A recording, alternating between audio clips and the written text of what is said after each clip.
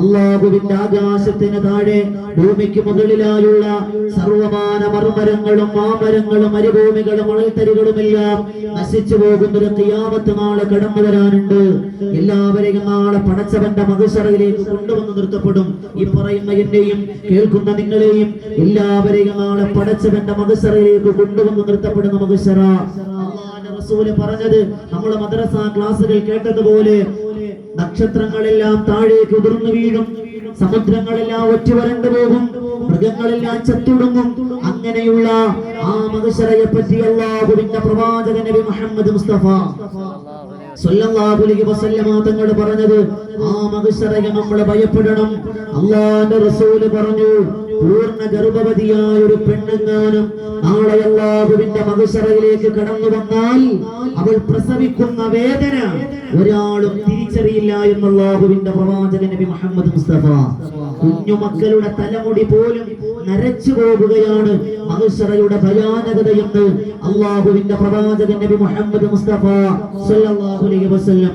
എന്റെ പ്രിയമുള്ളവരെ, ആ പടച്ചവന്റെ മഹ്ശറയിലേക്ക് നാം എല്ലാവരും കടന്നു ചെല്ലുമ്പോൾ കത്തുന്ന ശംസേ ഒരു ചാണമേലെ കത്തിപ്പടരുന്ന ചൂടാണോ താഴെ, റഹ്മാനെ നിന്നാലേ എത്തുന്നു ഞങ്ങൾ, ആർത്തു വിളിക്കുന്നു യാ നഫ്സി നഫ്സി, ആർത്തു വിളിക്കുന്നു യാ നഫ്സി നഫ്സി.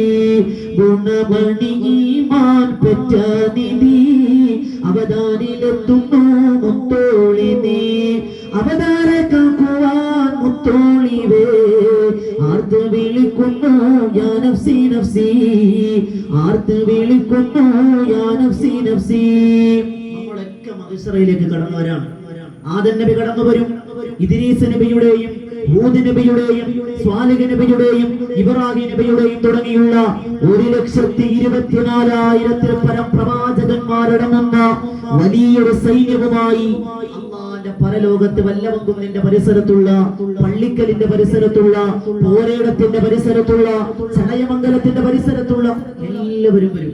വാപ്പാ, നമ്മളെല്ലാവരും നാളെ മഹ്ശറയിലേക്ക് കടന്നു വരാണ്. അങ്ങനെ കടന്നു വരുമ്പോൾ അല്ലാഹുവിന്റെ ഭാഗത്തുനിന്ന് വിളിച്ചു പറയുന്ന ഒരു മാലാഖ വിളിച്ചു പറയും, യാ അഹ്ലൽ ജംഅ, ഏ ജനങ്ങളെ, നിങ്ങളെ കണ്ണുകളും അടക്കുക. എല്ലാവരും കണ്ണും നടച്ചേ. അള്ളാന്റെ റസൂലിന്റെ ഹദീസാണ്, സ്വഹാബത്ത് പറയുന്നു, നബി തങ്ങൾ പറയാണ്, എല്ലാവരും മഹ്ശറയിലെ ഭയാനകതയോടെ ഇരിക്കുമ്പോ അല്ലാഹ് വിളിച്ചു പറയും, ജനങ്ങളെ എല്ലാവരും കണ്ണുകളെയും നടക്കാം. എല്ലാവരും കണ്ണുകൾ അടക്കി. എന്നിട്ട് എന്തേ പറയുന്നത്, ഹത്താ തമുറ ഫാത്തിമ ബിൻത് മുഹമ്മദ് സ്വല്ലല്ലാഹു അലൈഹി വസല്ലം, മുത്തനബി തങ്ങളുടെ മകളാകുന്ന ഫാത്തിമ റളിയല്ലാഹു തആല അൻഹ പരലോകത്തിലൂടെ നടന്നു പോകാൻ പോവുകയാണ്. അതുകൊണ്ട് ഈ മഹ്ശറയിൽ ഒരുമിച്ച് കൂടിയ വല്ലമങ്കുന്നിന്റെ പരിസരത്തുള്ള ഉമ്മ, പാപ്പ, എല്ലാവരും ഒന്ന് കണ്ണടക്കി.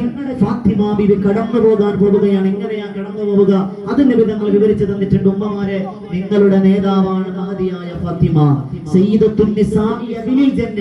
ഈ വല്ലമങ്കുന്നിന്റെ പരിസരത്ത് ഏതെങ്കിലും ഒരു ഉമ്മാക്ക് സ്വർഗത്തിൽ പോകണമെങ്കിൽ ആ സ്വർഗീയ സ്ത്രീകളുടെ നേതാവ് അത് മഹദി ഫാത്തിമ റളിയല്ലാഹു തആല അൻഹയാണെന്ന് അല്ലാഹുവിന്റെ പ്രവാചകൻ നബി മുഹമ്മദ് മുസ്തഫ. നമ്മളൊക്കെ മഹ്ശറയിലേക്ക് ആരും സഹായിക്കാൻ വരൂല. വാപ്പ ഉണ്ടാവൂല, ഉമ്മ ഉണ്ടാകൂല, കൂടപ്പറപ്പുകൾ ഉണ്ടാകൂല.